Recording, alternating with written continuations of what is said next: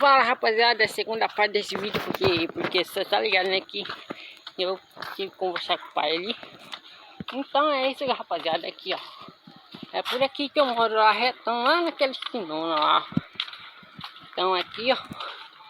Aqui tem um pé de manga também, um pé de mangaral aqui. Tem um bananão ali também. E tem um tiozinho ali com uma foice.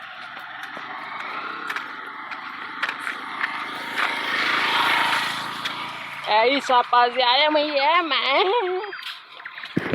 bem ali pegando que já tem um rio, tá ligado? Um rio. Como tá calor pra porra, hoje eu vou ir lá, tá ligado? Bem aqui, ó, nisso aqui, ó. Aí já tá um menininho ali.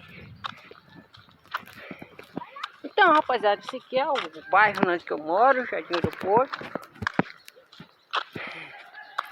Não vou ficar falando muito, porque eu não tô acostumado ainda, tá ligado? Tinha um montão de pessoa aqui passando, aí eu fico meio com vergonha.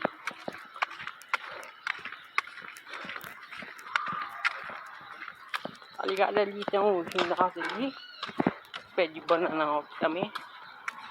Então é isso, rapaziada. Mulherzinha de Goiânia pra mim ver. Nossa, que tipo.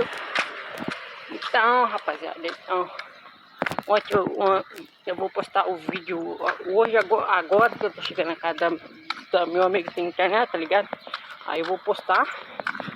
Aí esse aqui também, pô. O outro lá, o primeiro que eu comecei lá em casa, carpição de casa, aí postar. Esse aqui é o segundo vídeo. Tem o primeiro e o segundo. Beleza? Então, rapaziada, ali é o ginásio já, ó. Ali é o ginásio. Tá tendo jogo. Caralho, mulher ficou tudo olhando pra mim lá. Você tá doido.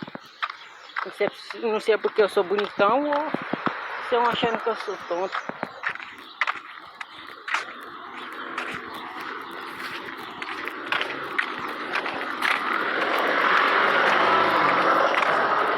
Aqui, rapaziada, é muito mas ali o ginásio, não, que eu falei que é o ginásio ali, rapaziada. Lá por cima também tem um estádio, tá ligado? Então é isso. Tchau, obrigado. Eu vou postar esse aqui agorinha, beleza?